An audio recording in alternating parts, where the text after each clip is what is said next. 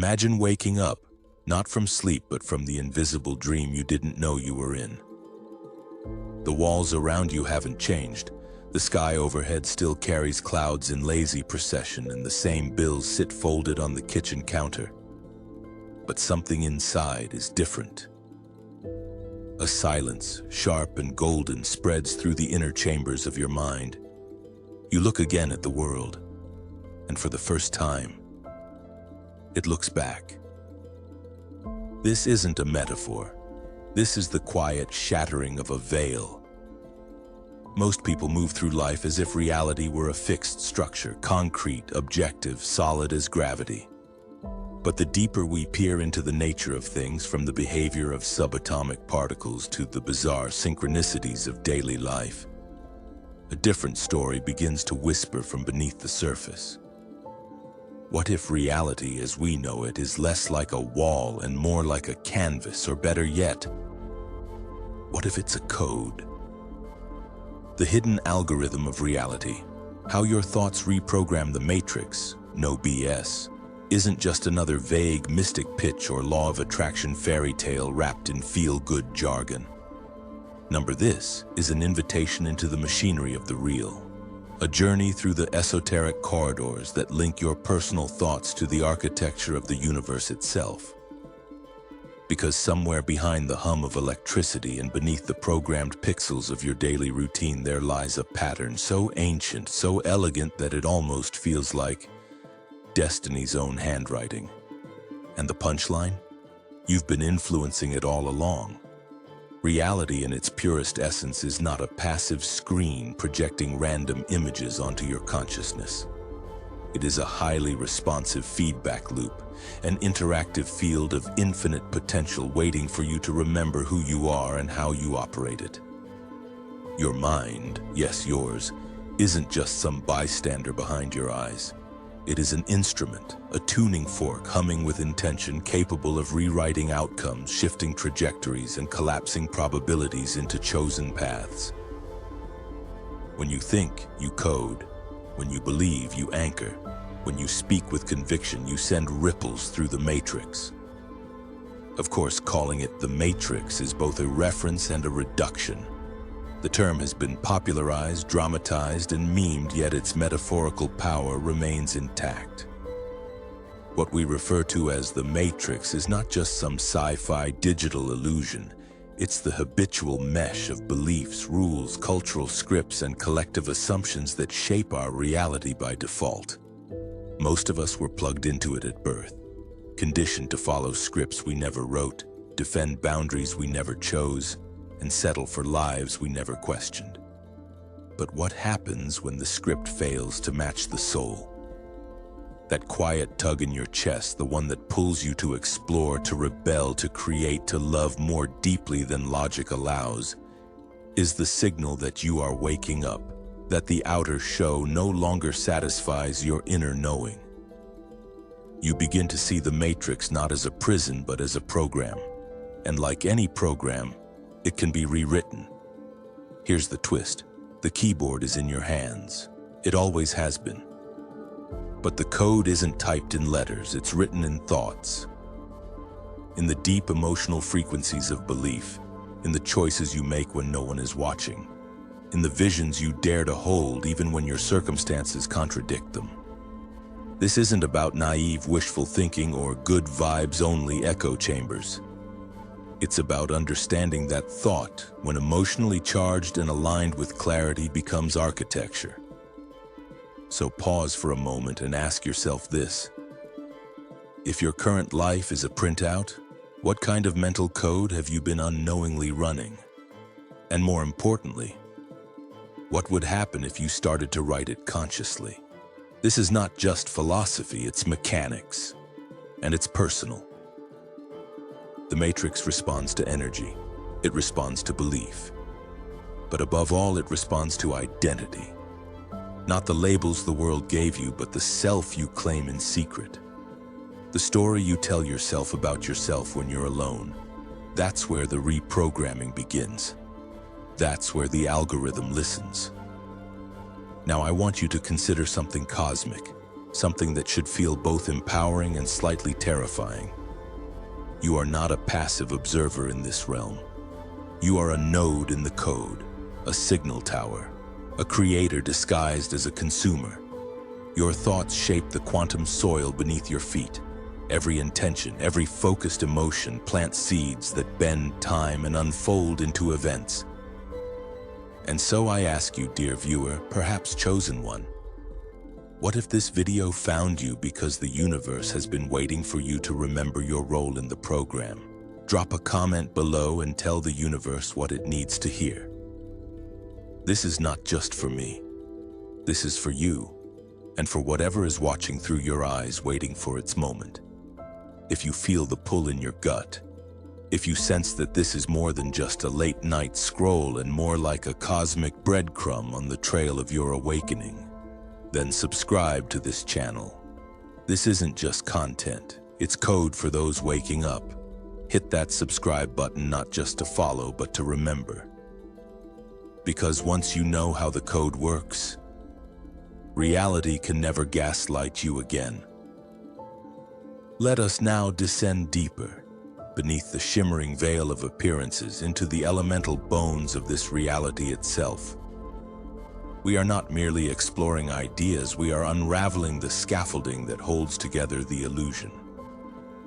If the introduction was the knock on the door, then this section is the moment you turn the handle and walk into the sacred architecture of how reality really works. At the core of this mysterious machine we call existence lies an elegant paradox. Reality is real, but only to the degree that you believe in it. To put it another way, everything is real and nothing is fixed. The walls, the clocks, the limitations, the heartbreaks, the ceilings, they all feel solid, undeniable, until the moment they don't.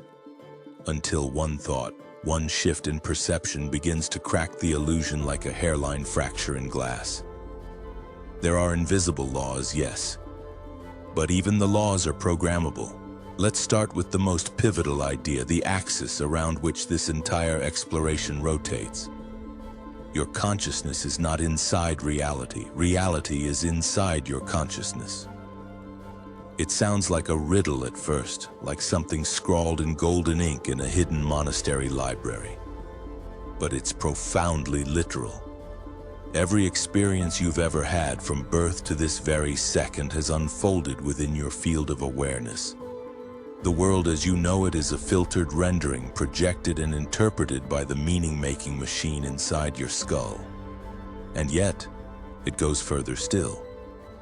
Quantum physics has shown us that at the smallest scales of matter, the observer influences the observed. Particles behave differently when watched. Decisions made in the present can affect the past. Time behaves more like a landscape than a line. Reality becomes less like a Newtonian machine and more like a responsive hologram. Flexible, probabilistic, and disturbingly personal. You are not just watching the movie, you are co-writing the script. And here's where the algorithm metaphor deepens. Your mind operates much like a quantum processor. Every thought you think, especially when accompanied by emotion, sends data into the field. The subconscious mind, far more powerful than the rational chatter of the conscious brain, acts as both a receiver and transmitter, constantly pulsing commands to the matrix. Whether you're aware of it or not, it does not judge, it does not pause, it simply executes code.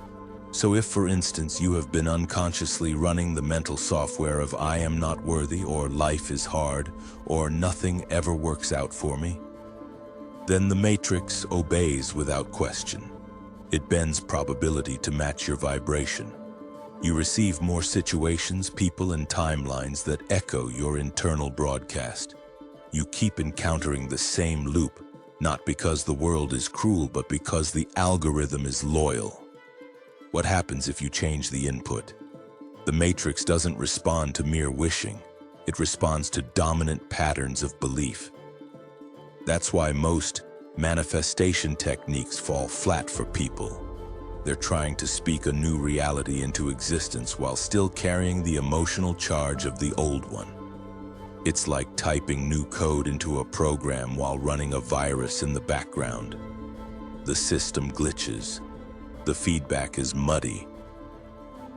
This brings us to the concept of alignment, the invisible but tangible state where your thoughts, emotions, beliefs, and actions converge into a singular frequency. When you are aligned, you don't try to manifest. You don't chant mantras in desperation. You become the version of yourself that naturally exists in the reality you desire. And once that inner identity shift occurs, the outer world follows, not by magic, but by mechanism. It's like tuning a radio. The song was always there on a specific frequency.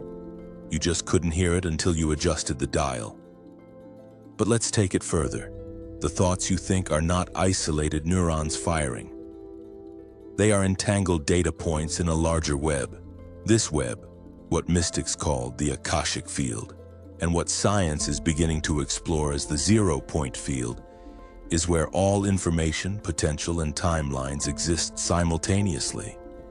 Every version of you, every potential future, is encoded within this field. Your focus acts as a selector. Your emotional commitment to that focus is the enter key. And your consistent behavior, your decisions, your boundaries, that's the encryption. So what's the hidden algorithm? It's the pattern of inputs, your thought, emotion, belief triad that determines your output. But unlike a computer program that needs an external coder, you are both the coder and the user. You are writing the software as you run it. Think about that for a second. If you are both programmer and participant, who are you choosing to be? Somewhere beyond all doctrine and self-help fluff lies a truth few dare to accept. There is no savior coming. No external solution will rewrite the code for you. The system is responsive, not prescriptive. The energy you bring to the moment becomes the moment. And if this triggers you, good. It means the veil is lifting. It means the responsibility is coming home. And within that responsibility lies the real power. The power to shape your reality not through brute force or endless hustle, but through conscious resonance. You start seeing through the illusion. The voices of limitation become echoes. And for the first time, the future begins to feel negotiable. This is the invitation. This is the truth behind the matrix. If core concepts are the language of reality, then symbolism is its poetry. The subtle whisper of truth encoded within myth, art, dreams, and memory. To explore the hidden algorithm of reality through the lens of symbols is to speak in the ancient tongue of the cosmos, a language that predates words and surpasses logic. Here we find the maps not just of knowledge, but of meaning. Let's begin in the garden, the symbolic origin of choice. In nearly every tradition, the beginning of humankind is not marked by invention or achievement, but by a decision. Eve reaching for the fruit, Prometheus stealing the fire, Pandora opening the box. These moments are not about sin or transgression, despite how they've been framed. They are about awakening. The fruit was never just fruit. The fire was never just fire. These symbols represent access to knowledge that changes your role in the matrix, from unconscious participant to conscious creator. To reach for the fruit is to reach for awareness, to say, I choose to know that I am not just in the world is also in me. And with this knowing comes both power and responsibility. The garden is not lost. It simply changes form. It becomes a mirror. And what is the mirror but perhaps the most potent symbol of all? Every person you meet, every event that stings or blesses, is a piece of your internal algorithm reflected outward. The matrix speaks through mirrors, not in judgment, but in precision. You attract not what you want, but who you are. The toxic lover, a distorted echo of your own self-doubt. The unfair boss, a signal from your inner code that authority still rules over you, not from above, but from within.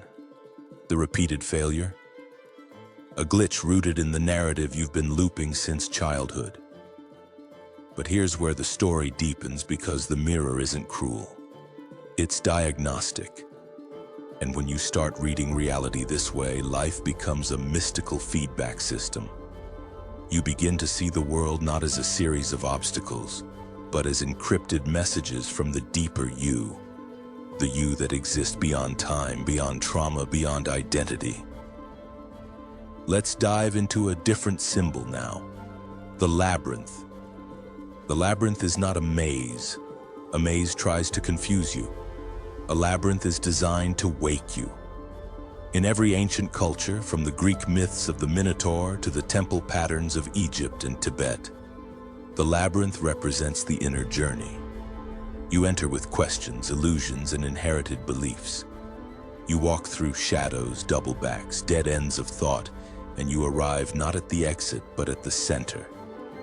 And what lies at the center? You. Not the ego version of you, not the mask you wear for others, but the quiet, eternal consciousness that observes your entire life like a film unfolding across dimensions. This is the part of you that never panics, never breaks, never judges. It knows the code because it is the code, and every time you forget your power, every time you shrink from your own light, it waits. It never shames. It simply holds space until you remember again. The labyrinth reminds us the way out is the way in. Another symbol we must not overlook is the phoenix, the mythic bird that dies in fire and rises from ash. This is transformation in its purest algorithmic form. Not just change, metamorphosis. Death is the prerequisite for rebirth. Not always physical death, but the death of an old identity, an outdated belief, a self-image built on fear. The fire of discomfort, of loss, of forced surrender. These are the cleansing flames. The matrix doesn't destroy you to punish you. It allows your false constructs to collapse so that your real design can emerge. And yet, most people resist the fire. They cling to the old program. They run outdated software, even as life screams error in flashing neon signs.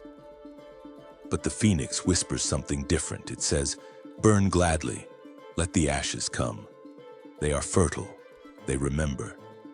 They are not an end. They are a reset button." Now let's ask something personal, something that only you and the universe can truly answer.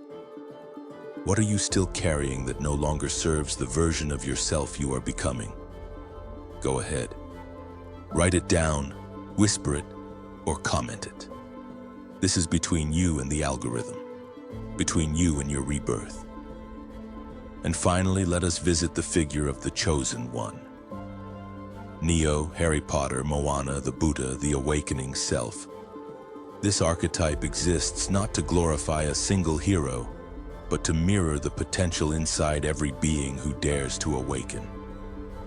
The chosen one is never actually chosen by a god or fate. They are chosen the moment they choose themselves. To see past the veil, to reject the default script, to reprogram the matrix not just for their own life, but for the ripple they send through collective consciousness. Neo didn't defeat the matrix with fists. He transcended it by realizing it was code, and that he was the coder. This is not fiction. This is an encrypted allegory of you, the one who is reading this, watching the signs, questioning the system. You are not here by accident. The moment you began to suspect there was something beneath the surface of your life, that moment was your invitation, your red pill. You don't need a prophecy. You don't need permission. You need only to choose. Because the code is already written in your bones, the key is already in your hand. The sky may speak in metaphor. The stars may whisper in symbols, and the matrix may bend to thought. But what does that mean on a Wednesday morning when your coffee's cold and your inbox is a battlefield? When you're scrolling through noise, juggling bills, or staring into the mirror of doubt? If everything we've explored so far remains in the clouds, then we've only worshipped the code. We haven't lived it. This section is the descent, the integration, the walk of the mystic in sneakers. Let's pull the cosmic into the concrete. Reality at its most base level is responsive. This isn't spiritual fluff, it's the principle behind every data feedback loop, every machine learning algorithm, every biological adaptation. You emit a frequency, subtle but measurable, through your focus, your language, and especially your expectation. And the field around you listens, not with ears, but with pattern recognition, with synchronicity. Every day you wake up, you write code. Not with HTML or Python, but with phrases like, "I can't catch a break," or "things always go wrong," or "I don't know if I'm good enough." These are not innocent expressions. They are algorithms that the matrix executes with chilling precision. So when your world seems to confirm your worst fears, it's not because the universe is cruel, it's because it's honest. It gives you not what you desire, but what you continuously declare. But what happens when you flip the script? When instead of "I never get what I want," you encode, "Things are always working out for me, even when I can't see how."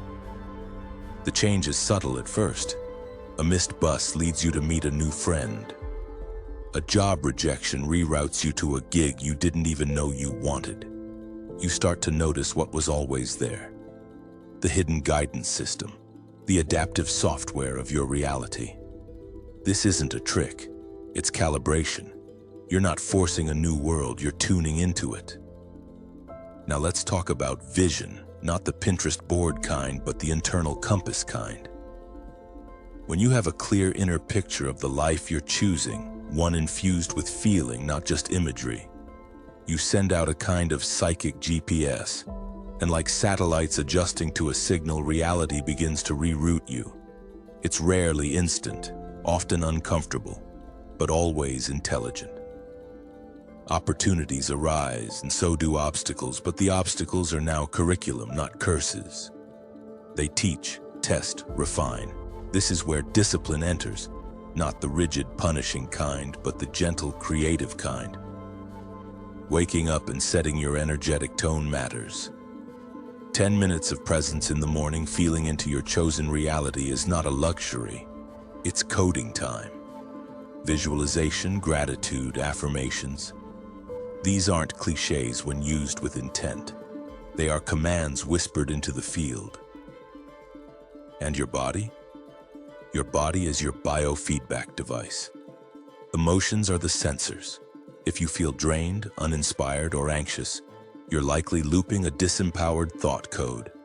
Pause, breathe, ask, what story am I telling right now? And is this a story I want to keep writing? You are not required to be perfect. You are required only to notice. Let's ground this even deeper. Let's say you're facing debt. The matrix will tempt you to obsess, to spiral, to repeat the frequency of fear. But your new protocol is different. You breathe. You acknowledge the number. Then you reprogram. This is not who I am. This is a current snapshot, not a lifelong truth. Money flows to me. Opportunities are seeking me. I am open to receiving in ways I can't yet imagine.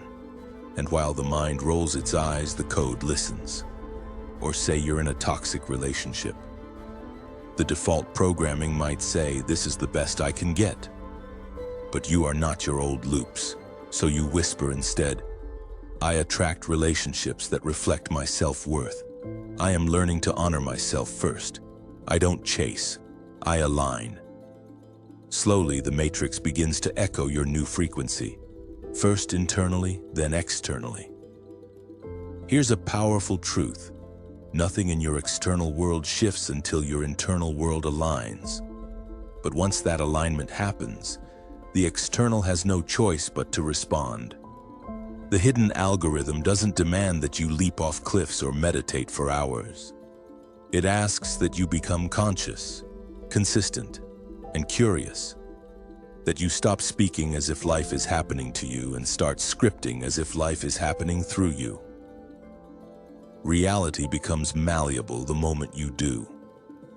And don't underestimate the power of community in this process.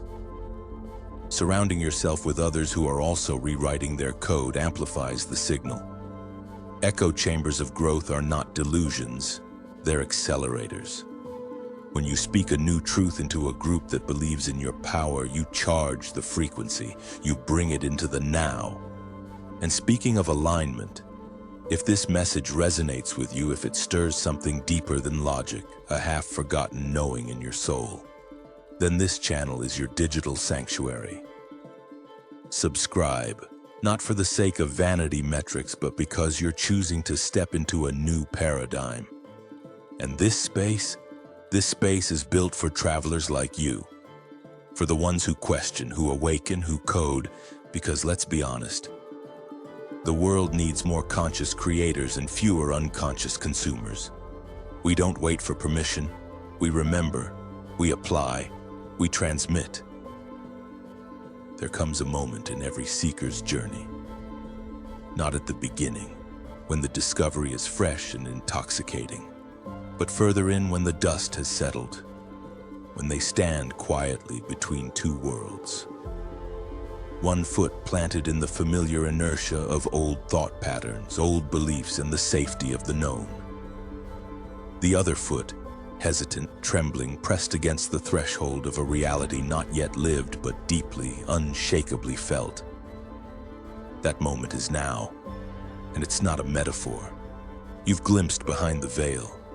You've seen the threads that tie thought to experience, frequency to outcome, consciousness to code.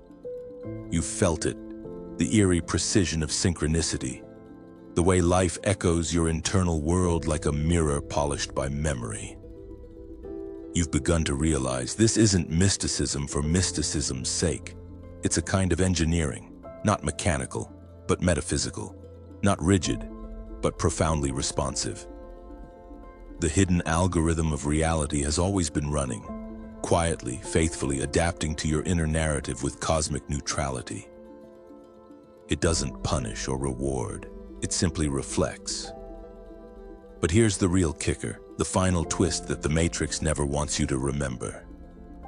You are the programmer, not with a keyboard or code editor, but with the architecture of your focus, with the software of your beliefs, with the emotional resonance of your thoughts. Each moment, you're broadcasting a signal, sometimes a prayer, sometimes a complaint, sometimes a declaration disguised as doubt. And each time the Matrix listens, it doesn't judge, it simply renders. And so, what now? You're standing at the edge of what could be a vastly different reality. Not because the world outside has changed, but because your understanding of how it works has. The lever isn't somewhere out there in the system. It's within you. And you don't need a guru or a perfect journal routine or a life-altering psychedelic trip to pull it. You need only this: to start living as if you already know the truth, because you do. You don't need to believe in unicorns, timelines, or ancient alien pyramids unless you want to.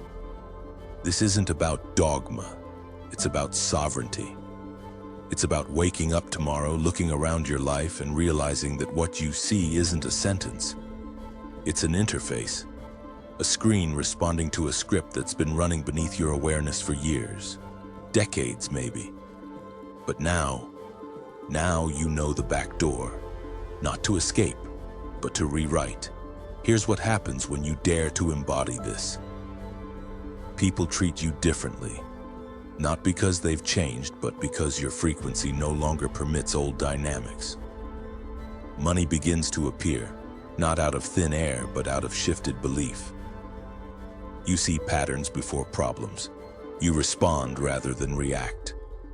And the more you live this way, the more the Matrix bends. Not with fireworks, but with flow. The Matrix doesn't need to be destroyed. It needs to be remembered as a tool, not a trap. As a mirror, not a master, as a simulation of your own choosing. So choose. Speak as if your words are keys. Move as if your path is forming beneath your feet. Think as if the universe is your silent partner, because it is. Feel as if reality is listening, because it always has been. And if you're thinking, well, that sounds good, but can I really do it? The answer is one the universe has already inscribed across every heartbeat, every synchronicity, every goosebump moment you've ever had. You already are. You are doing it right now. The only difference is, from this moment forward, you'll be doing it consciously. So here is your call, not from me, but from the architect that lives within you.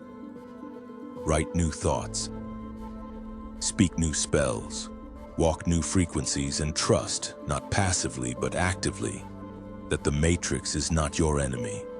It's your stage, and it's waiting for its next script. A final whisper for those who've traveled this far. You're not reading this by accident. You are in some way a chosen one, not because you're better, but because you're ready.